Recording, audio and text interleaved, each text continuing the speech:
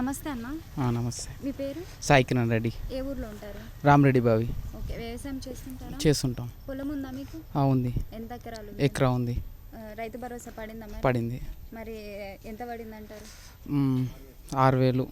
Okay, సీజన్కి ముందే రైతు భరోసా అనేది పడింది, ఎలా అనిపిస్తుంది మీకు? చాలా బాగుంది, పాలన అంతా బాగుంది. పరిపాలన ఎలా ఉంది? పరిపాలన నచ్చింది, అంతా నచ్చింది. ఎవరైనా ఇప్పుడు మన టీఆర్ఎస్ ప్రభుత్వం ఉన్నప్పుడు గీట ముందు కన్నా మంచిగా ఉంది, ఈ ప్రభుత్వం మంచిగా ఉంది. ఓకే, మళ్ళీ కూడా ముఖ్యమంత్రిగా రేవంత్ రెడ్డి గారే ఉండాలంటారు? ముందుగా ఉండాలనుకుంటున్నాము.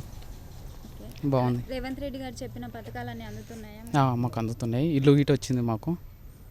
నమస్తే అండి. నమస్కారం మేడం. మీ పేరు? ప్రసాద్. ఎక్కడ ఉంటారు? గుమ్మడిదల. ఓకే అన్న, వ్యవసాయం చేస్తుంటారు? వ్యవసాయం చేస్తాం. పొలం ఉందా? ఉంది అండి. ఎంత ఎకరన్నర. ఓకే, రైతు భరోసా పడిందా? పడింది మేడం. ఎంత పడింది అంటారు?